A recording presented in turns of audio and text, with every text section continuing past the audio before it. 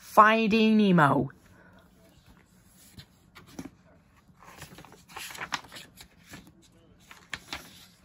Come on, Dad, Nemo called out. It's time for school. The little clownfish Nemo was all ready for his first day of school. One of Nemo's fins was smaller than the other, so he was not a great swimmer. Nemo, however, didn't let it slow him down.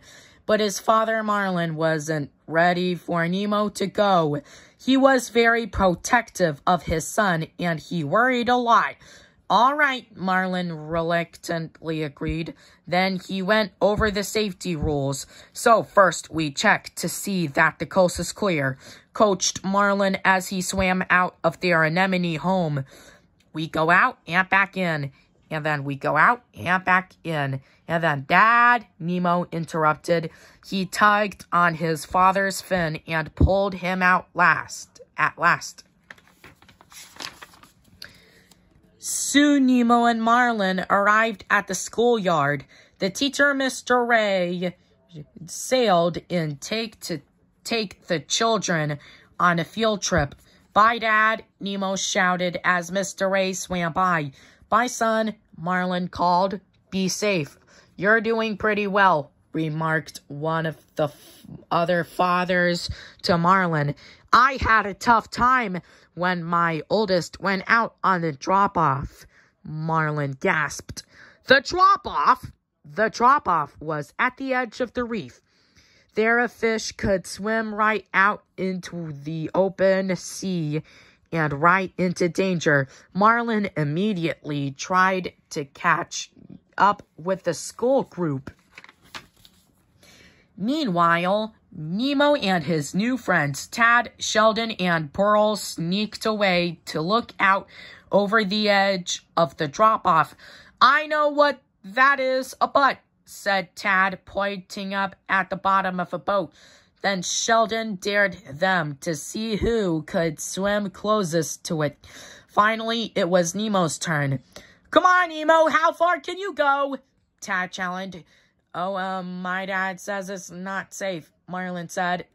Nemo said, not moving. At that moment, Marlin arrived. You are about to swim into open water, he accused. You think you could do these things, but you just can't, Nemo.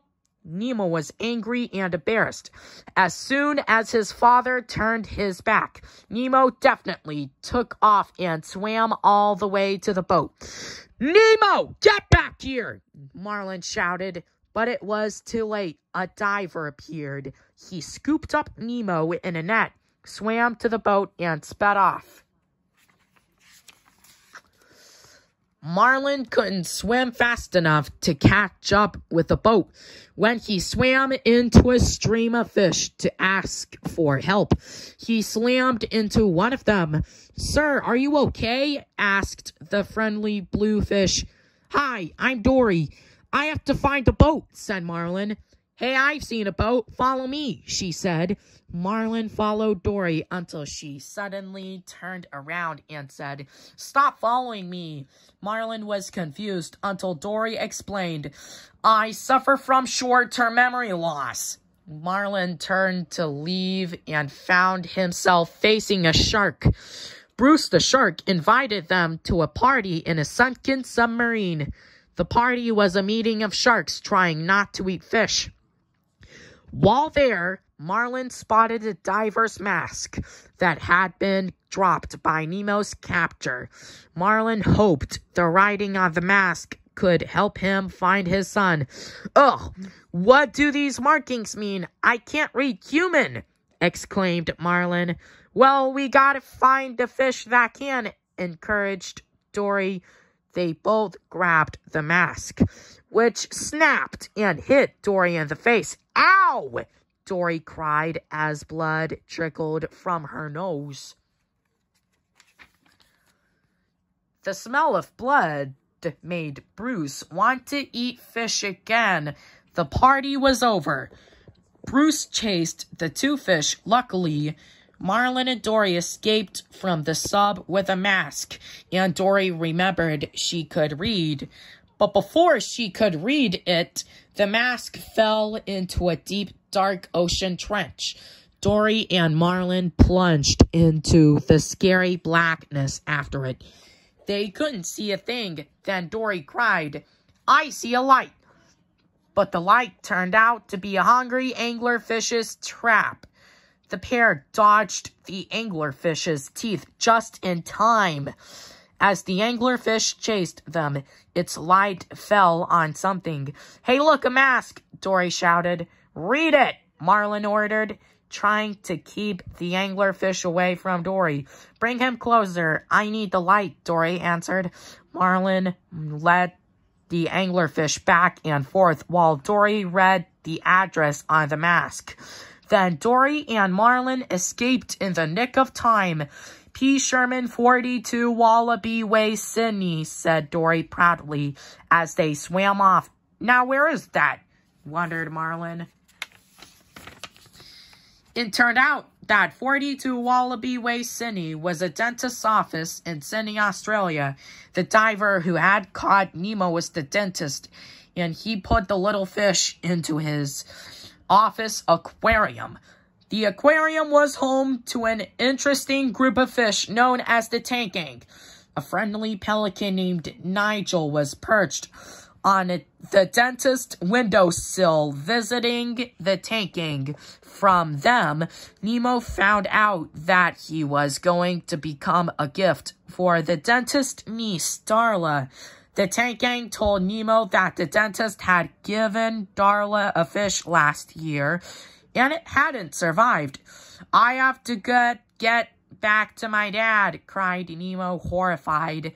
The leader of the tank gang, Gil, reassured Nemo that they would find a way to escape before Darla arrived. Meanwhile, back in the ocean, P. Sherman, 42 Wallaby Way, Sydney. Dory proudly repeated the address over and over. Marlin asked a school of moonfish if they could tell him how to get to Sydney. The moonfish didn't want to help Marlin, but they were happy to help Dory. They formed themselves into an arrow pointing in the direction of Sydney. "Great," said Marlin, rushing off in the direction they had indicated. "Oh, hey, ma'am," the moonfish said to Dory. "When you come to the trench, swim through it, not over it." "I'll remember," said Dory as she hurried to catch up with Marlin. "I gotta tell you something," Dory shouted to Marlin when she finally caught up with him at the edge of a scary trench. She couldn't remember what she needed to say. "We are going to swim over this thing," Marlin said. "Something's telling me we should swim through it," said Dory. But Marlin easily tricked her into forgetting, and she happily followed him. As it turned out, danger was lurking in the clear water above the trench. Dory was the first to find it. "Ow!" Dory yelled. A baby jellyfish had stung her. Marlin rushed over and shooed the baby away. "Let's be thankful this time it was just a little one," Marlin said. But then, when they looked around, Marlin and Dory discovered that they were surrounded by hundreds of jellyfish. "This is bad," said Marlin. But Dory was giggling. "Hey, watch this," she said, bouncing on the tops of the jellyfish. Marlin quickly made up a game of jumping on the jellyfish tops.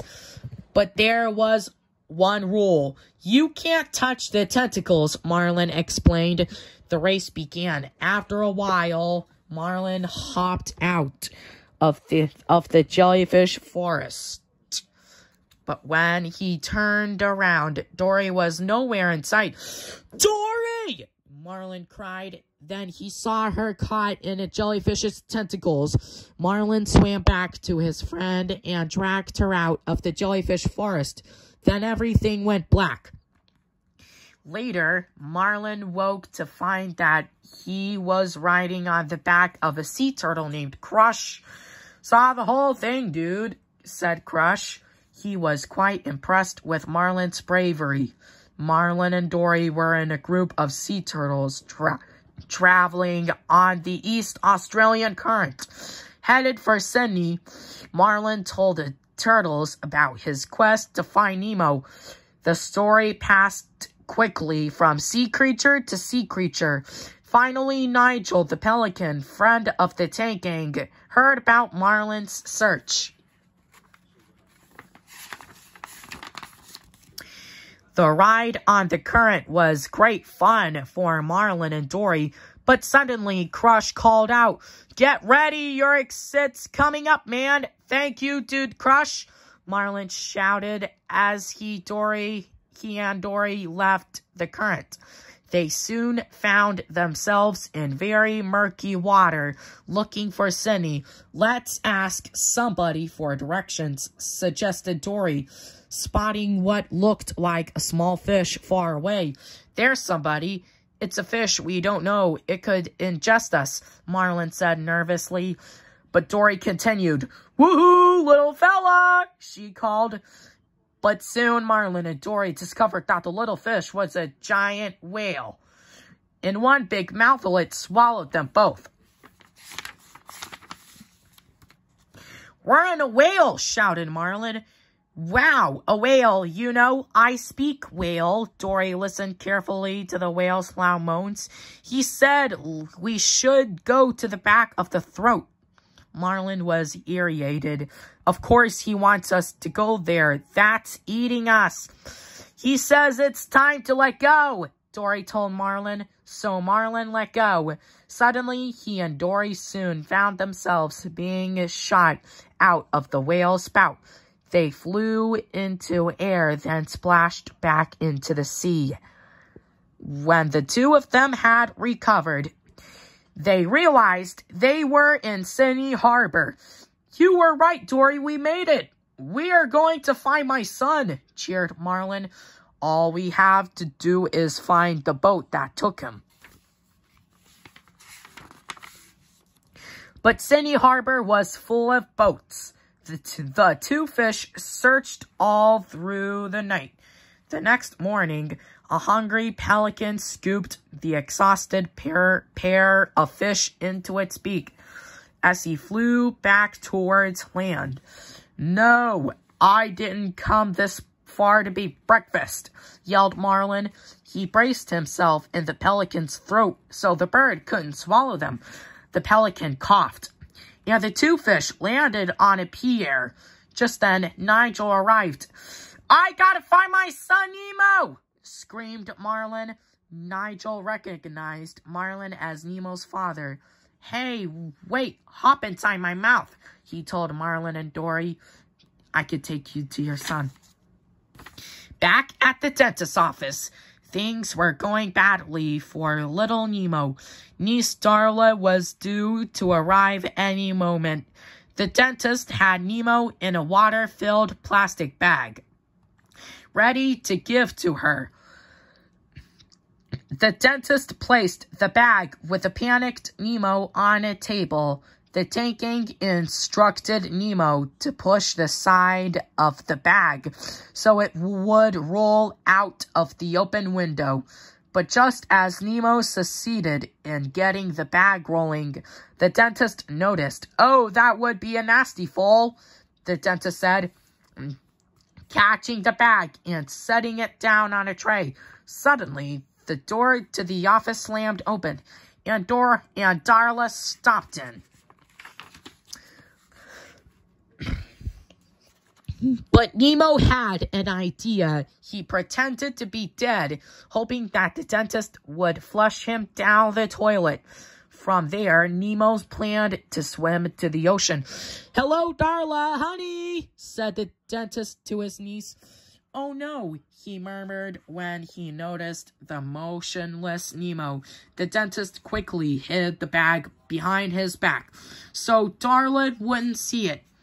Moments later, the window burst open, and flew Nigel, carrying Dory and Marlin. "What the?" exclaimed the dentist when Nigel collided with him. The dentist dropped the bag, holding Nigel collided with him. The dentist dropped the bag, holding Nemo onto a tray. A sharp instrument on the tray tore a small hole in the bag. Then, from his view in Nigel's beak, Marlin spotted Nemo and thought his son was dead. "Nemo!" he cried. Nemo heard his father's voice, but it was too late. The dentist had closed Nigel's beak and shoved him out the window. In the confusion, Darla had picked up the bag and swung it back and forth, chanting, "Fishy, fishy." Nemo poured out of the hole in the bag and became stranded on a dental tool. The tank came to the rescue.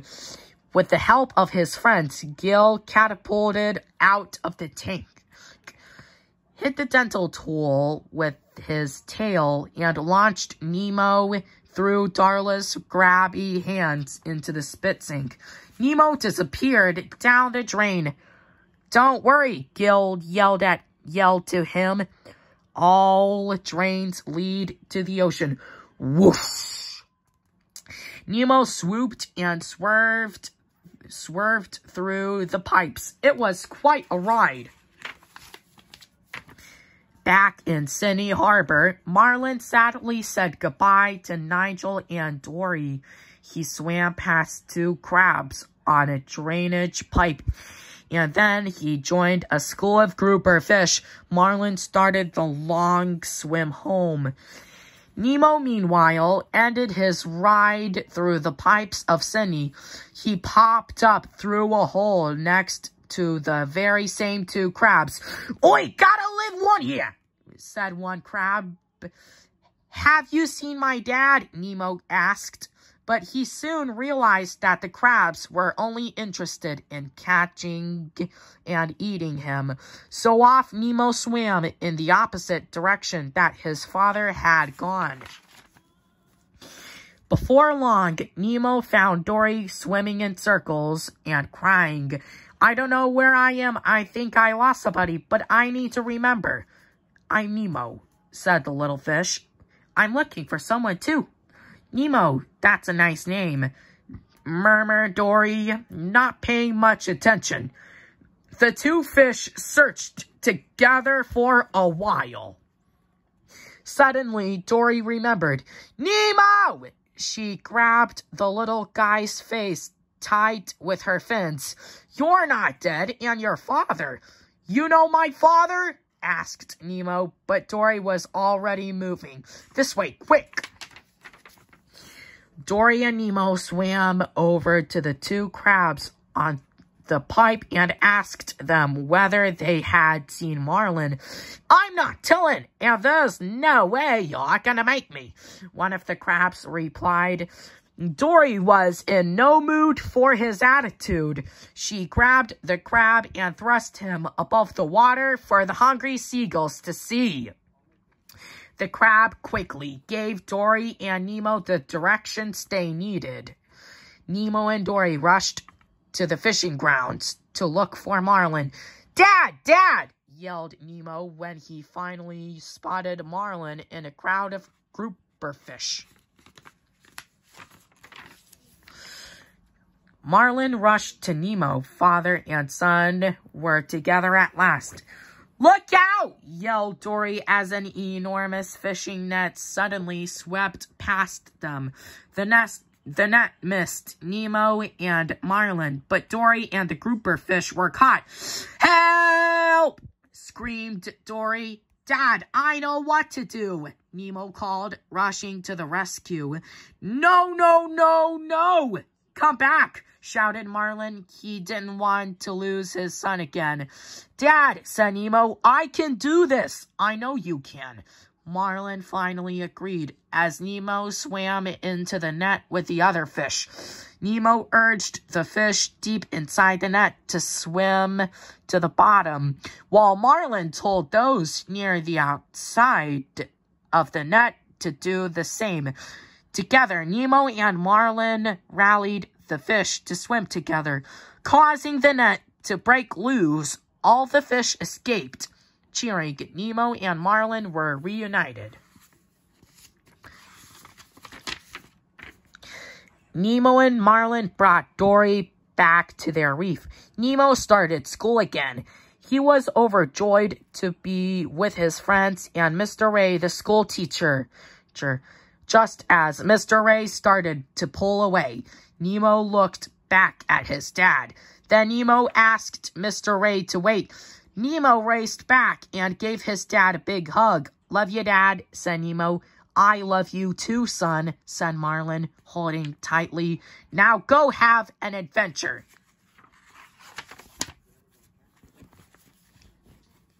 The end.